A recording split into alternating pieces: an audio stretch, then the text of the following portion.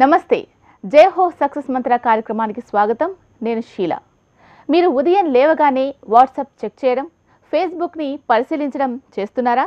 అయితే ఇవాల్టి టాపిక్ మీకోసమే. ఇవాల్టి టాపిక్ ఏంటి అంటే సోషల్ మీడియా బానిసత్వం నుంచి తప్పించుకోవడం ఎలా. మరి దీని గురించి మనకు తెలియజేయడానికి ప్రొఫెషనల్ ట్రైనర్ రఘునందన్ గారు ఉన్నారు. ఆయన అడిగి సోషల్ మీడియా బానిసత్వం నుంచి మనల్ని మనం ఎలా కాపాడుకోవాలి అనేది ఇవాల్టి సక్సెస్ మంత్రాలు తెలుసుకుందాం. రఘునందన్ గారు నమస్తే అండి. నమస్తే అండి.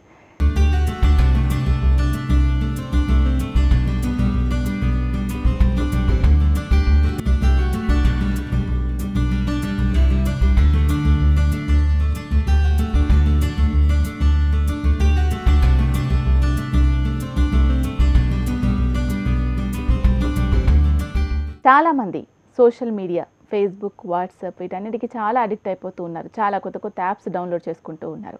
వీటన్నింటికి అసలు బానిసత్వం అయిపోతూ ఉంటారు. ముఖ్యంగా సోషల్ మీడియా అనేది ఏంటి అనేది చదువురాని పేరెంట్స్కి చాలామందికి తెలియదు.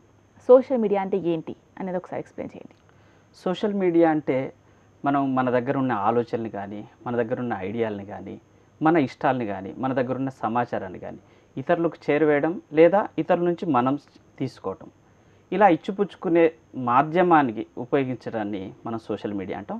ఇది ఇంటర్నెట్ ద్వారా సాధ్యమవుతుంది. మొదట్లో దీన్ని ఏంటంటే ఈ సోషల్ మీడియాను ఎందుకు ఫేమస్ అయిందంటే మనం సులభంగా వేగంగా మన పనులను చేసుకోవడానికి, కొన్ని పనులని ఆటోమేటిక్గా చేసుకోవడానికి ఈ సోషల్ మీడియా బాగా పనికొచ్చింది మొదట్లో కనిపెట్టిన కొత్తలో. ఆ తర్వాత రాను దీనికి అలవాటు అయిపోయిన తర్వాత ఒక్కొక్కటిగా చిన్న స్టెప్ అంటే టెక్నాలజీలో వస్తున్న మార్పుల వల్ల ఇది కాస్త అడిక్షన్గా మారింది. ఎలా అంటే మనం ఇదివరకు డెస్క్టాప్ ల్యాప్టాప్లు వాడుతూ ఉండేవాళ్ళం. ఆ డెస్క్టాప్ ల్యాప్టాప్ నుంచి ఎప్పుడైతే మొబైల్కి కన్వర్ట్ అయిపోయిందో సోషల్ మీడియా, అప్పుడు చాలామంది వినియోగించడం ఎక్కువ చేసేసారు. ఆ తర్వాత మొబైల్ రాగానే మొబైల్లో అప్లికేషన్స్ అంటే యాప్స్ ద్వారా దీన్ని ఇంకొంత ముందుకు తీసుకెళ్లారు. ఆ తర్వాత ఎప్పుడైతే డేటా రేట్స్ పడిపోయాయో మరింత దిగజారిపోయింది. అంటే ఏంటంటే ఇదివరకు మొబైల్ ఆపరేటర్స్ 1 GB 1 month ఇచ్చేవాళ్ళు. ఇప్పుడు 1 GB per day, ఇంకా కాంపిటీషన్ కొద్దీ 2 GB per day ఇస్తున్నారు. సో దీని వాడకాన్ని పెంచేస్తున్నారు. ప్రతిరోజు మొబైల్ను మారిన తర్వాత, ఆ తర్వాత యాప్స్ వచ్చేసిన తర్వాత, ఆ తర్వాత డేటా రేట్స్ తగ్గటం వల్ల ఇలా ఒక్కొక్క స్టెప్ టెక్నాలజీలో వస్తున్న మార్పుల వల్ల మనం దీనికి ఏమవుతున్నామంటే ఎక్కువగా యూజ్ చేయడానికి అలవాటు పడిపోతున్నాం. ఒక్కసారి మనం పరిశీలిస్తే దీని నిజానిజాలని ఒకసారి చూడండి. మనకు ప్రపంచం మొత్తం మీద 720 కోట్ల జనాభా ఉంటే దాంట్లో సుమారుగా 400 కోట్ల అకౌంట్స్ ఉన్నాయి. 350 కోట్ల మంది ఈ సోషల్ మీడియాని వాడుతున్నారు. దాంట్లో 300 కోట్ల వరకు యాక్టివ్ యూజర్స్ ఉన్నారు. అంటే ఎంతమంది, nearly half of the population are using social media. ఇక ఆ తర్వాత చూస్తే ప్రతి గంటకి 50 కోట్ల ట్వీట్స్ వెలువడుతున్నాయి. ప్రతి గంటకి 7 కోట్ల ఇమేజెస్ని అప్లోడ్ చేస్తున్నారు. ఇంకా యూట్యూబ్ కనుక చూసినట్టయితే ప్రతి నిమిషానికి 300 నిమిషాల వీడియో 1 నిమిషానికి అప్లోడ్ అవుతుంది. అంటే చూడండి మనం ఎంతగా దీనికి అలవాటు పడిపోతున్నామో. అందుకే ఏమవుతుందంటే ఇది ఒక అడిక్షన్, అంటే బానిసత్వం లాగా తయారైపోతుంది. చాలామంది మీరు చెప్తున్న విధంగా సోషల్ మీడియాని ఒక టెక్నాలజీగా వాడుకోకుండా అడిక్షన్ ఎందుకు అవుతున్నారంటారు? అంటే ఇప్పుడు ప్రతిదీ కూడా ఫోన్లోనే అవైలబిలిటీ ఉంది. ఆన్లైన్ షాపింగ్ కావచ్చు, గ్రాసరీస్ కొనుక్కోవడం కావచ్చు, మనీ ట్రాన్స్ఫర్ చేసుకోవడం కావచ్చు, మనీ తీసుకోవడం కావచ్చు, ప్రతి ఒక్కటి ఫోన్లోనే మనకు జరుగుతూ ఉంది. అలాగే చాలామంది స్టేటస్ తెలుసుకోవడం, అలాగే ఏదైనా విషయాలు చెప్పాలి అనుకున్నప్పుడు, ఫ్రెండ్స్తో చాట్ చేయాలి అనుకున్నప్పుడు ప్రతి ఒక్కటి ఫోన్ ద్వారానే జరుగుతుంది. సో ఎవరికి ఎంత యూజ్ చేయాలి, దేనికి ఎంత టైం కేటాయించాలి తెలియక అడిక్ట్ అవుతున్నారా? ఎందుకు మరి మీరు దీన్ని బానిసత్వం అని అంటున్నారు? ఎందుకంటే ఇది నేను డిజిటల్ డ్రగ్స్ అని అంటాను. అంటే ఏంటంటే మనం డిజిటల్ డ్రగ్స్ అని నేను ఎందుకు అంటున్నానంటే బిహేవియరల్ అడిక్షన్, సబ్స్టెన్స్ అడిక్షన్ అని 2 రకాల అడిక్షన్స్ ఉంటాయి. అంటే మనం బానిసత్వంగా మారడానికి బిహేవియర్ పరంగా మాట్లాడుకోవచ్చు, లేదా ఏదైనా ఒక సబ్స్టెన్స్ అంటే తీసుకోవటం ద్వారా కూడా మనం బానిసత్వంగా మారచ్చు. ఉదాహరణకి ఆల్కహాల్ తీసుకోవడం చూడండి, లేదా ఏదైనా డ్రగ్ తీసుకోవడం చూడండి, లేదా కొంతమంది పొగాకు పదార్థాలు వాడుతూ ఉంటారు. ఇవన్నీ కూడా సబ్స్టెన్స్ అడిక్షన్స్. అంటే మనం ఏదైనా సబ్స్టెన్స్ తీసుకోవటం వల్ల దానికి అడిక్ట్ అయిపోతాం. ఏమవుతుందంటే ఈ సబ్స్టెన్స్ అడిక్షన్ తీసుకున్నప్పుడు మన బ్రెయిన్లో ఒక పర్టిక్యులర్ ఏరియా యాక్టివేట్ అవుతుంది. ఆ ఏరియా యాక్టివేట్ కాగానే ఇక అడిక్షన్కి మొదలైపోతుంది. అంటే ఏంటంటే ఎప్పుడైతే ఈ ఏరియా బ్రెయిన్లో ఉన్న ఏరియా యాక్టివేట్ అవుతుందో ఆ తర్వాత మనకు అది కావాలి, పదే పదే కావాలి, పదే పదే కావాలి అనే ఆలోచన వస్తూ ఉంటుంది.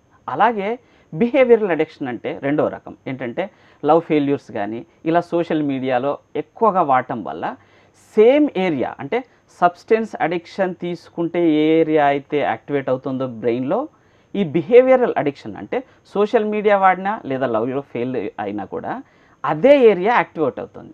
అందువల్ల ఏమవుతుందంటే సబ్స్టెన్స్ అడిక్షన్స్కి ఎలా అయితే బానిసత్వంగా మారిపోతున్నారో ఈ బిహేవియరల్ అడిక్షన్ అంటే సోషల్ మీడియా ఒక్కరోజు ఒక గంట ఒక్కొక్కసారి 5 నిమిషాలు చూడకపోతే వాళ్ళు ఉండలేకపోతున్నారు. అంటే ఏంటంటే దాన్ని కంప్లీట్గా బానిసలుగా మారిపోతున్నారు. ఇక రెండో కారణం ఏంటంటే మనం సోషల్ మీడియాలో చేస్తున్న ప్రతి పోస్ట్ వల్ల మనకు కొంత ఆనందం కలుగుతుంటుంది. ఈ ఆనందానికి కారణం డోపమైన్ అనే న్యూరోకెమికల్. అంటే ఏంటంటే మనం ఉదాహరణకి ఏదైనా సోఫాలో కూర్చున్నాం అనుకోండి, చిన్న ఆనందం కలుగుతుంది. లేదా కూల్ వాటర్ తాగినా కూడా ఒక చిన్న ఆనందం కలుగుతుంది. లేదా మనకు నచ్చిన స్వీట్స్ తిన్నా కానీ లేదా నచ్చిన వ్యక్తుల్ని కలిసినా కానీ చిన్న చిన్న ఆనందాలు కలుగుతుంటాయి. ఈ చిన్న చిన్న ఆనందాలు కలగడానికి కారణం ఏంటంటే మన బ్రెయిన్లో ఈ ఇష్టమైన పనులు చేసినప్పుడు డోపమైన్ అనే న్యూరోకెమికల్ రిలీజ్ అవుతుంది. అంటే చిన్న చిన్న ఆనందాలకి డోపమైన్ కారణం అన్నమాట. అలాగే సోషల్ మీడియాలో వాడుతున్న మీరు ఒక చిన్న లైక్ కొట్టారనుకోండి, మీకు ఆ డోపమైన్ రిలీజ్ అవుతుంది. లేదా మీరు షేర్ చేశారనుకోండి ఏదైనా, అప్పుడు కూడా డోపమైన్ రిలీజ్ అవుతుంది. అంటే ఇదంతా మీకు ఇష్టంగా చేస్తున్నారు. ఎప్పుడైతే ఈ డోపమైన్ కొంత పరిధి పెరిగినా కొద్ది అంటే ఏంటంటే ఇప్పుడు కొంత చిన్న చిన్న ఆనందాలకి రిలీజ్ అయిన ఈ న్యూరోకెమికల్ ఆ చిన్న చిన్న ఆనందాలకి రెస్పాండ్ కావడం మానేస్తుంది. అంటే మీకు ఒక్కొక్కసారి మీరు పోస్ట్ చేసిన దానికి 10 లైక్స్ వస్తే వచ్చిన ఆనందం ఇప్పుడు 100 లైక్స్ వచ్చినా కూడా రాదు. ఒక్కొక్కసారి మీరు మీ సోషల్ అంటే మీ వ్యక్తిగత జీవితాన్ని పోస్ట్ చేసినప్పుడు వచ్చిన ఆనందం ఇంకా డీప్గా అంటే మీ పర్సనల్ మ్యాటర్స్ని కూడా పోస్ట్ చేయడానికి, ఎందుకంటే మీకు ఆ డోపమైన్ రిలీజ్ కావడానికి మిమ్మల్ని ప్రోత్సహిస్తుంటుంది. అందువల్ల ఇదేంటంటే ఒక అడిక్షన్గా మారింది. అంటే మొదటగా బ్రెయిన్ ఏరియా యాక్టివేట్ అవుతుంది, రెండోది ఈ డోపమైన్ అనే న్యూరోకెమికల్ కూడా రిలీజ్ కావటం తగ్గిపోతుంది. అంటే మీరు చిన్న చిన్న ఆనందాలకి రెస్పాండ్ కావటం మానేస్తున్నారు.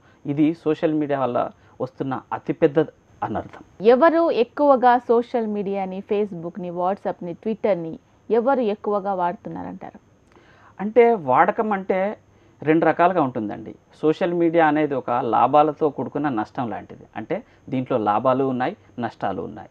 లాభాలు అంటే మీరు ఎడ్యుకేషన్ ఫీల్డ్ తీసుకోవచ్చు, మార్కెటింగ్ ఫీల్డ్ తీసుకోవచ్చు. ఇప్పుడు ప్రస్తుతం అయితే డిజిటల్ మార్కెటింగ్ చాలా అద్భుతంగా నడుస్తుంది. అలాగే పర్సనల్గా కూడా మీరు ఎన్నో బిల్స్ పే చేస్తున్నారు. ఎన్నో రకాల లాభాలు ఉన్నాయి. అంటే ఇదేంటంటే ఒక పదునైన కత్తి లాంటిది. సోషల్ మీడియా అనేది పదునైన కత్తి లాంటిది. దాంతో ఇంట్లో కూరగాయలు కోసుకోవడానికి ఈ కత్తిని ఉపయోగించవచ్చు, లేదా హత్యలు చేయడానికి కత్తిని ఉపయోగించవచ్చు. సో ఈ సోషల్ మీడియాతో మీరు ఏం చేస్తున్నారు అన్నది చాలా ఇంపార్టెంట్. లాభాల కోసం ఉపయోగిస్తున్నారా, లేక అడిక్ట్ అయిపోయి ప్రతిదాన్ని పోస్ట్ చేస్తున్నారా? ఒక్కసారి ఊహించుకోండి. తర్వాత ఇదేంటంటే దీని వల్ల వస్తున్న నష్టాలు ఏంటంటే, ముఖ్యమైన నష్టం ఏంటంటే టైం కన్జంప్షన్. అంటే మీరు ప్రతిరోజు ఒకసారి ఆలోచించినట్టయితే మనం నిద్ర తర్వాత అతి ఎక్కువగా కేటాయిస్తున్న సమయం సోషల్ మీడియా పైన అంటే అది మీకు ఆశ్చర్యం కలగక మానదు. ఆ తర్వాత మీ ప్రొడక్టివిటీ తగ్గిపోతుంది. అంటే ఏంటంటే ఎప్పుడు 24 గంటలలో 3వ వంతు నిద్రకి, ఇంకో 3వ వంతు మీరు సోషల్ మీడియా పైన కాన్సన్ట్రేట్ చేయడం వల్ల ఆ తర్వాత మీ యొక్క ప్రొడక్టివిటీ ఆఫీస్లో కావచ్చు, లేదా ఒక స్టూడెంట్ కావచ్చు, లేదా ఒక ఇంట్లో వాళ్ళు కావచ్చు, ఎవరైనా కూడా వాళ్ళ ప్రొడక్టివిటీ తగ్గిపోతుంది. అలాగే భావోద్వేగాలు అనేవి వాళ్ళలో కనిపించట్లేదు. ఏమవుతుందంటే ఎవ్రీ టైము ముఖాముఖిగా మాట్లాడుకునే వాళ్ళు కాస్త ఎవ్రీ టైము ఫోన్లో మాట్లాడుకోవడం జరుగుతుంది. దానివల్ల ఏంటంటే ఎదుటి వాళ్ళ యొక్క భావాల్ని గ్రహించే సందర్భం ఎవరికి రావట్లేదు. అందువల్ల కూడా టెక్స్ట్ మెసేజ్కి అలవాటు పడిపోయి ఈ భావోద్వేగాలు అర్థం చేసుకునే స్థితి లేకుండా పోతుంది. ఆ తర్వాత ఒకరిని ఒకరు అర్థం చేసుకోవడం కానీ, ఒకరికొకరు కలిసి మాట్లాడుకోవడం కానీ అనేది పూర్తిగా అవాయిడ్ అయిపోతుంది. ఒక రీసెర్చ్ కండక్ట్ చేసి 2 కొత్త వ్యక్తుల్ని ఒక మొబైల్ ఫోన్ పక్కన పెట్టి కనుక మాట్లాడించినట్టయితే వాళ్ళు కనెక్ట్ కావడానికి చాలా టైం పడుతుందట. అంటే మొబైల్ ఫోన్ ఎంత డిస్టర్బ్ చేస్తుందో చూడండి. బద్ధకం పెరిగిపోతుంది. ఆ తర్వాత వినటం అనే కళ తగ్గిపోతుంది. సహనం అసహనంగా మారిపోతుంది. అతి ముఖ్యమైన విషయం ఏంటంటే ప్రతిరోజు నిద్ర కంటే ముందు ఈ సోషల్ మీడియాని వాడటం చాలామంది చేస్తున్నారు. దానివల్ల ఏమవుతుందంటే మొబైల్ అనేది ఒక బ్లూ లైట్‌ని ఎమిట్ చేస్తూ ఉంటుంది. ఈ బ్లూ లైట్ సన్‌లైట్‌లో ఉంటుంది. అంటే మన బ్రెయిన్ ఏంటంటే ఈ బ్లూ లైట్‌ని రిసీవ్ చేసుకోగానే డే టైమ్‌లో ఉన్నాము అనే ఒక సిగ్నల్‌ని మనం బ్రెయిన్‌కి అందిస్తున్నాం కళ్ళ ద్వారా. అప్పుడేమవుతుందంటే ఈ సోషల్ మీడియాని గనక మీరు ఒక గంట సేపు నిద్ర కంటే ముందు వాడినట్టయితే అసలు నిద్ర పట్టడమే చాలా కష్టంగా అవుతుంది. తెల్లారి చాలామంది అడుగుతుంటారు, రాత్రి నిద్రపోలేదా నువ్వు అని. సో ఒకటి కాదు, 2 కాదు. ఇది లాభాలతో కూడుతున్న పెద్ద నష్టం ఇది. కాబట్టి అనేక రకాలుగా నష్టాలున్నాయి. దీన్ని అవాయిడ్ చేయాల్సిన అవసరం ఎంతైనా ఉంది. మరి సోషల్ మీడియాకి అడిక్ట్ అవుతున్నామని మనల్ని మనం గుర్తించడం ఎలా? సోషల్ మీడియాకి మనం అడిక్ట్ అయ్యాము అన్న విషయాన్ని కనిపెట్టడం చాలా కష్టమైన విషయం. ఎందుకంటే మనము ప్రతి నిత్య జీవితంలో అంటే మనం ప్రతిరోజు వాడుతున్న దాంట్లో సోషల్ మీడియా అంతర్భాగం అయిపోయింది. అంటే ఏంటంటే మనం ఏది ఒక జాబ్‌కి అప్లై చేసినా కూడా మనకు మీ ఈమెయిల్ ఐడీ ఇవ్వండి, మేము అప్డేట్ చేస్తూ ఉంటున్నారు. ఒకవేళ మీరు జాబ్ చేస్తున్న వాళ్ళైతే మన కమ్యూనికేషన్ అంతా కూడా ఈమెయిల్ ద్వారా లేదా వాట్సాప్ గ్రూప్ క్రియేట్ చేసి అప్డేట్స్ అన్నీ వాట్సాప్ గ్రూప్‌లో చూసుకోండి అని అంటున్నారు. నెక్స్ట్ డే ఇన్ఫర్మేషన్ అంతా కూడా మీకు అప్డేట్ చేస్తాం. ఫేస్బుక్‌లో కానీ లేదా మీరు వాట్సాప్‌లో అప్డేట్ చేస్తాం. లేదా ఈమెయిల్ ద్వారా మీకు తెలుస్తుంది. లేదా సమ్‌టైమ్స్ మెసేజ్ పెడతాం. అంటే మనం ఏంటంటే ప్రతి నిత్య జీవితంలో అన్ని పనులను కూడా సోషల్ మీడియా ద్వారా చేయటం అలవాటు చేసుకున్నాం. కాబట్టి దీన్ని అవాయిడ్ చేయడం చాలా కష్టం. ఇంతెందుకు మనం బిల్ పేమెంట్స్‌ని చేయడానికి కానీ, మూవీ టికెట్స్‌ని బుక్ చేసుకోవడానికి కానీ ప్రతిదీ కూడా మన పనులన్నింటినీ సులభంగా, వేగంగా, ఆటోమేటిక్‌గా చేసుకోవడానికి అలవాటు పడిపోయాం. అలవాటు పడ్డ దాన్ని మానేయటం అనేది కష్టమైన విషయం కానీ అసాధ్యమైన విషయం అయితే కాదు. అయితే ఒక్కొక్కసారి ఏంటంటే మనం దీన్ని అసెస్ చేయాలి. అంటే మీరు ఎంతవరకు దాన్ని బానిసగా మారారు అన్న విషయం ఒకసారి మీరు గుర్తుపట్టాలి. ఎందుకంటే చాలా సందర్భాలలో మీరు బానిసలుగా మారారు అన్న విషయం గుర్తుపట్టడం కష్టమవుతుంది. ఎందుకంటే డైలీ లైఫ్‌లో మనం యూజ్ చేస్తున్నాం కాబట్టి అదే వాడకం అని అనుకుంటున్నారు. కానీ మిగతా సందర్భాల్లో కూడా యూజ్ చేయటం వల్ల బానిసలుగా మారనే విషయం ఎవరికీ తెలియట్లేదు. కాబట్టి నేను కొన్ని సూచనలు ఇస్తాను. ఆ సూచనల ద్వారా మనం అసలు బానిసలుగా మారామా లేదా అని ముందు గుర్తుపట్టాలి. మొదటిది ఏంటంటే మీ యొక్క పాత పోస్టులని ఒకసారి పరిశీలించండి. మేబీ ఫేస్బుక్‌లో కావచ్చు లేదా వాట్సాప్‌లో కావచ్చు. మీరు ఏం పోస్ట్ చేస్తున్నారు? మీ పోస్ట్ చేస్తున్నది ఫ్రీక్వెన్సీ ఎంత? అంటే ఒక రోజులో మీరు ఎన్ని పోస్ట్ చేస్తున్నారు? ఒక వారానికి, ఆ తర్వాత ఒక నెలకి. ఒక నెల రోజులు అబ్జర్వ్ చేయండి. పాత పోస్టుల నెల నుంచి ఇప్పటి వరకు ఉన్న పోస్టులను కనుక మీరు అబ్జర్వ్ చేస్తే అసలు మీరు దేనికోసం పోస్ట్ చేస్తున్నారు అన్న విషయం మీకు అర్థమవుతుంది. ఈ పోస్టు మళ్ళొకసారి పరిశీలించండి. ఇది నాకు అవసరమా లేక ఎదుటివారికి అవసరమా? ఇద్దరికీ అవసరం లేని విషయాలు మీరు పోస్ట్ చేస్తున్నారంటే మీరు అడిక్ట్ అయిపోయారన్నమాట. ఇంకా ఆ తర్వాత రెండవ విషయం ఏంటంటే అసలు మీరు ఎంత సమయం కేటాయిస్తున్నారు మీకు తెలుసా?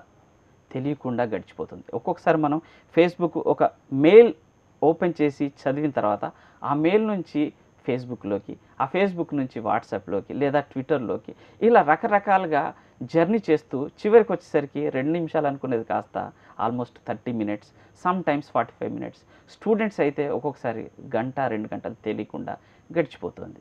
సో మీరు అసలు ఎంత సమయం దానిపైన కేటాయిస్తున్నారు? ఒక నోట్‌బుక్ పెట్టుకొని ప్రతిసారి ఓపెన్ చేసిన ప్రతిసారి కూడా టిక్ మార్క్ పెట్టుకోండి. పెట్టుకోవటం వల్ల ఏంటంటే ఒక రోజులో మీరు ఎంత యూజ్ చేస్తున్నారు అని తెలిసిపోతుంది. వేరే విధంగా దీన్ని కనిపెట్టడం ఎలా అంటే ఇప్పుడు ముళ్ళుని ముళ్ళుతోనే తీయాలి అన్నట్టుగా ఈ యాప్ డిజైన్ అంతా కూడా ఎలా జరిగింది అని తెలుసుకోవడానికి మీకు ఒక యాప్ ఉంటుంది. అంటే క్వాలిటీ టైమ్ అనే యాప్‌ని కనుక మీరు డౌన్లోడ్ చేసుకొని దాన్ని కనుక చూసినట్టయితే మీరు ఏ యాప్ పైన, ఏ సోషల్ మీడియా పైన ఎంతెంత సమయం కేటాయించారు, యూట్యూబ్‌లో ఎంత కేటాయించారు, వాట్సాప్ పైన, ఫేస్బుక్ పైన, ఇలా ఒక అనాలిసిస్ వస్తుంది. ఇలాంటి యాప్స్ మీరు ఎన్నో దొరుకుతూ ఉంటాయి. వాటిని కనుక తీసుకొని దాన్ని డౌన్లోడ్ చేసుకొని అబ్జర్వ్ చేసినట్టయితే మీరు యాక్చువల్‌గా ఎంత సమయం కేటాయిస్తున్నారు అన్న విషయం తెలిసిపోతుంది. తర్వాత ఇంకొక అతి ముఖ్యమైన విషయం ఏంటంటే మీరు సోషల్ మీడియాకి అడిక్ట్ అయ్యారు అన్న విషయం కనిపెట్టాలంటే మీరు ఒక రోజులో మొబైల్ మీ చేతిలో లేకుండా ఎంత సమయం కేటాయించగలరు? ఉదాహరణకి మనం ఒకసారి వాకింగ్‌కి బయలుదేరామనుకోండి, వెంటనే తడుముకుంటాం. నా మొబైల్ చేతిలో లేదు. అంత అవసరమా? ఒక్కసారి అంటే మీరు ఒక half day or 1 day mobile లేకుండా ఉండగలరా? ఉన్నట్టయితే మీరు సోషల్ మీడియాకి అడిక్ట్ కాలేదు. ఒకవేళ ఉండలేకపోతున్నారు, 5 నిమిషాలు కూడా వెయిట్ చేయలేకపోతున్నారంటే ఖచ్చితంగా మీరు సోషల్ మీడియాకి అడిక్ట్ అయిపోయినట్టే. ఓకే.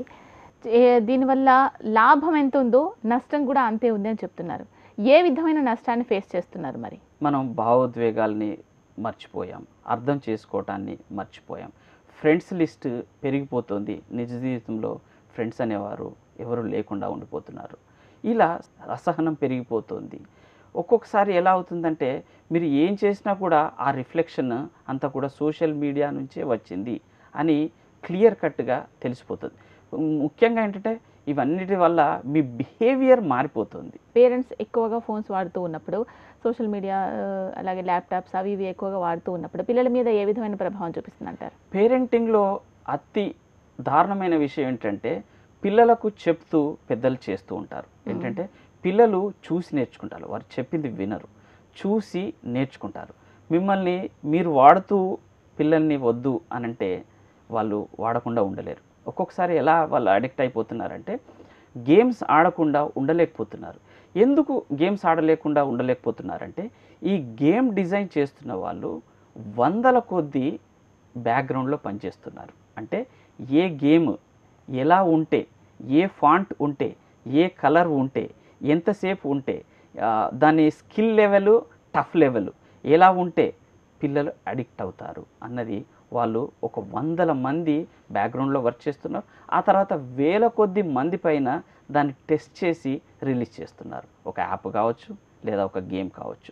ఇలాంటి సమయంలో ఏంటంటే రియల్ వరల్డ్ నుంచి డిజిటల్ వరల్డ్లోకి రావడానికి పిల్లలకు అతి తక్కువ సమయం పడుతుంది. అంటే ఏంటంటే ఇంతకుముందు మనం చెప్పుకున్నట్టుగా 2 సంవత్సరాల లోపే వాళ్ళు డిజిటల్ వరల్డ్లోకి వచ్చేస్తున్నారు. ఈ డిజిటల్ వరల్డ్లో వస్తున్న పరిణామాలు మొదటి తరం మనం అంతా ఇప్పుడు ఫేస్ చూస్తున్న వాళ్ళం మొదటి తరం. ఎందుకంటే సోషల్ మీడియా అనేది కనిపెట్టి 2004 నుంచి పాపులర్లోకి వచ్చింది. అంటే ఆల్మోస్ట్ 15 సంవత్సరాలు అవుతుంది. మనం మొదటి తరం నష్టాలనే చూస్తున్నాం, రెండో తరం నష్టాలు మనకి ఇంకా తెలియదు. సో దీన్ని ఎంతగా అవాయిడ్ చేయగలిగితే అంత మంచిది, పిల్లల్ని ఎంతగా దూరంగా ఉంచితే అంత మంచిది. దీనికి తోడు పెద్దలు వాళ్ళని డైరెక్ట్ చేయాల్సిన వాళ్ళు అతి తక్కువగా యూజ్ చేస్తూ పిల్లలకు చెప్పడం అనేది అలవాటు చేసుకోవాలి. ఓకే. పేరెంట్స్ వచ్చేసి ఇద్దరు జాబ్ చేయడం వల్ల ఇంటికి వచ్చిన తర్వాత పిల్లలతో ఎక్కువ టైం స్పెండ్ చేయలేక ఇంట్లో ఉన్న పనులు చూసుకోవడంలో ఇంతకుముందు మీరు చెప్పినట్టు వాళ్ళ పని అవ్వడం కోసం ఫోన్ ఇచ్చేస్తే వాళ్ళు కామ్గా కూర్చుంటారు, వాళ్ళు చూసుకుంటూ ఉంటారని చెప్పేసి ఇచ్చేస్తూ ఉంటారు. సో మరి ఇలా కాకుండా డైవర్షన్ ఎలా చేయాలి పిల్లల్ని మరి? పిల్లలనే కాదు అసలు పెద్దలు కూడా దీనికి డైవర్ట్ కావటం అనేది చాలా కష్టంగా అయిపోయింది. ఎందుకంటే ఇంతకుముందు చెప్పినట్టుగా మన నిత్య జీవితంలో ఇది భాగం అయిపోయింది. సో దీన్ని ఈ డిస్ట్రాక్షన్ని లేదా ఈ అడిక్షన్ని మనం అవాయిడ్ చేయాలి, పూర్తిగా నిరోధించాలనుకుంటే కొన్ని సూచనలు పాటించాలి. అందులో మొదటిది ఫస్ట్ అసలు మీ సోషల్ మీడియా యూజ్ చేస్తున్న అకౌంట్స్ని ఒకసారి పరిశీలించండి. దాంట్లో ఎంతమంది, ఫర్ ఎగ్జాంపుల్ మీ ఫేస్బుక్లో ఫ్రెండ్స్ ఎంతమంది ఉన్నారు, మీ వాట్సాప్లో ఎన్ని గ్రూపులు ఉన్నాయి ఒకసారి పరిశీలించండి. ఇవన్నీ పరిశీలించటం అంటే ఏంటంటే అవేర్నెస్ తోటే మీకు ఈ అడిక్షన్ని మనం నిర్మూలించే అవకాశం ఉంది. సో మీ ఫ్రెండ్స్ లిస్ట్లో ఉన్న వాళ్ళందరినీ ఒక్కొక్కరిగా వెరిఫై చేయండి. ఇతను అవసరమా అంటూ ప్రతి ఒక్కరిని ఒక్కొక్కసారి 2500 మంది రియల్ ఫ్రెండ్స్ 5 ఉంటారు, 2500 మంది ఫేస్బుక్ ఫ్రెండ్స్ కానీ వాట్సాప్ గ్రూప్స్ కానీ ఉంటాయి. సో ఎక్స్ట్రా పీపుల్ ఎవరైనా ఉంటే మొదటగా వాటిని డిలీట్ చేయండి. వాళ్ళందరినీ కూడా మీ అకౌంట్స్లోంచి డిలీట్ చేయండి లేదా ఆ అకౌంట్లోంచి అన్ఫాలో చేయండి. ఇక రెండో విషయం ఏంటంటే మొబైల్ వాడుతున్నప్పుడు ఏమవుతుందంటే ఎన్నో రకాల యాప్స్ని డౌన్లోడ్ చేసుకోవడం జరుగుతుంది.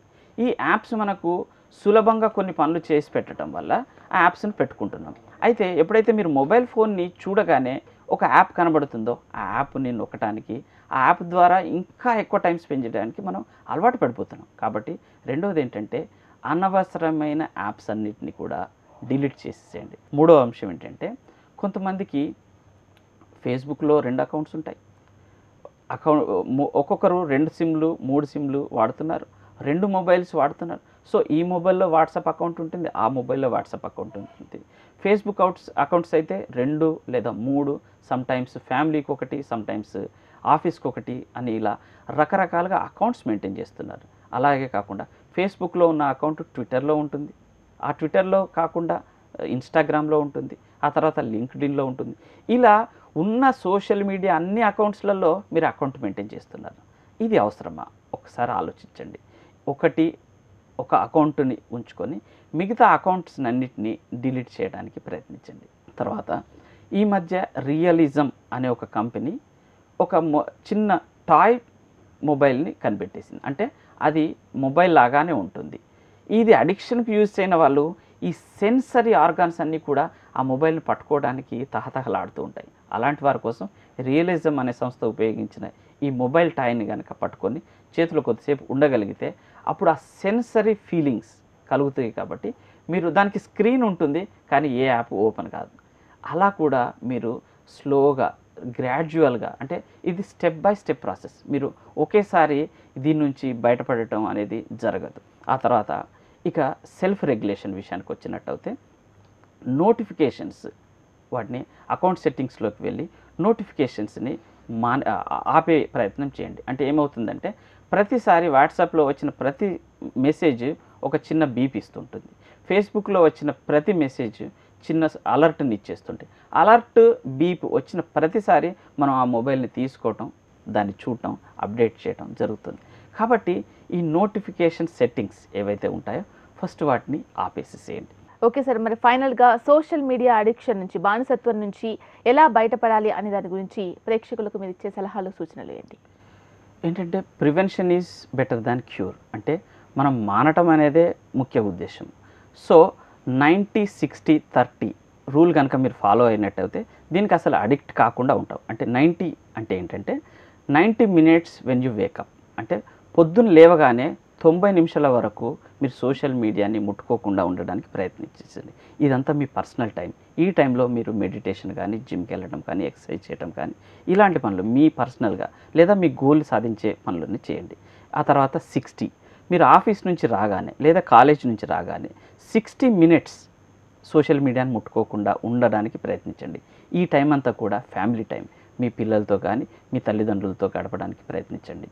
ఇక 30 అంటే ఏంటంటే నిద్రకి ముందు 30 మినిట్స్ ఎట్టి పరిస్థితుల్లోనూ సోషల్ మీడియాని ముట్టుకోకండి. ఇలా 90-60-30 రూల్ని కనుక మీరు ఫాలో అయినట్టయితే మీరు దీనికి అడిక్ట్ కావటం అనేదే ఉండదు. ఆ తర్వాత బయటపడాల్సిన అవసరం కూడా ఉండదు.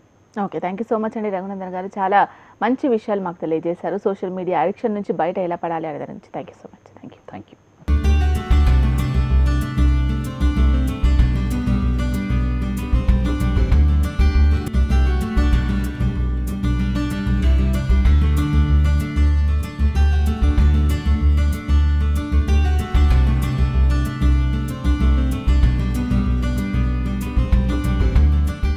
ఇదే వాళ్ళ జై హో సక్సెస్ మంత్ర. మరొక మంచి టాపిక్తో మళ్ళీ కలుద్దాం. చూస్తూనే ఉండండి HM TV.